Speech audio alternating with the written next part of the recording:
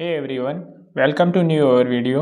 Today I will show you how to delete Arrivage story on Facebook. So open the Facebook app, then click on the three line, then scroll down and you find option setting and privacy. So tap on it, then tap on the setting option, then scroll down and tap the icon like activity log. So tap on it, then you find the option like Arrivage.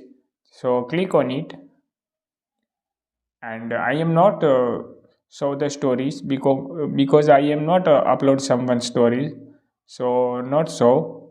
And you show the story and delete option available, so delete and your story is successfully deleted. If you found this video helpful, please like, share and subscribe.